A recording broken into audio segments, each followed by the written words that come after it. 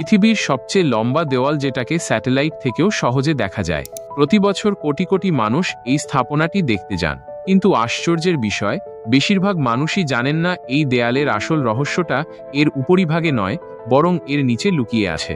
Great wall of China প্রায় 21,000 kilometre দীর্ঘ।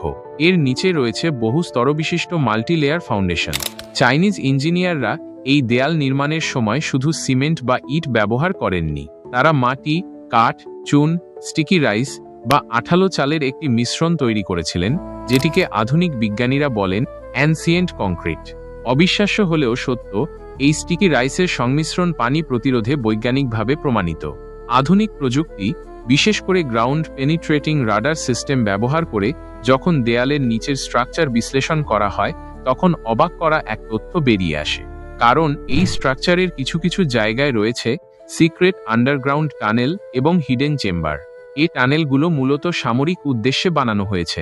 প্রাচীন চাইনিজ সেনাবাহিনী এগুলোকে সাপ্লাই চেইন, ট্র্যাপ সিস্টেম এবং জরুরি নির্গমন পথ হিসেবে ব্যবহার করত।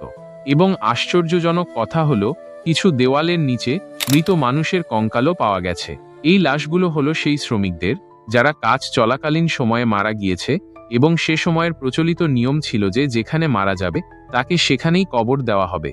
চাইনিজ রেকর্ড অনুযায়ী প্রতি মিটার দেয়াল তৈরির পেছনে একজন শ্রমিককে প্রাণ হারাতে হতো।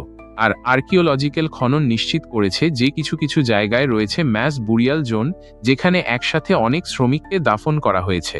2022 সালের চাইনিজ গবেষকরা একটা বন্ধ সেকশনের নিচ থেকে বিভিন্ন ফসিলাজ টুল এবং প্রাচীন সিরামিক্সের ধ্বংসাবশেষ উদ্ধার করেন। কিছু কিছু জায়গায় একটা পুরো গ্রাম উচ্ছেদ করে এই দেওয়ালটি তৈরি করা হয়েছে। ভিডিও ভালো লাগলে লাইক করুন। এই রকম আরও ভিডিও পেতে চ্যানেলটি সাবস্ক্রাইব করুন এবং কমেন্ট করে জানান কেমন লাগলো ভিডিওটি।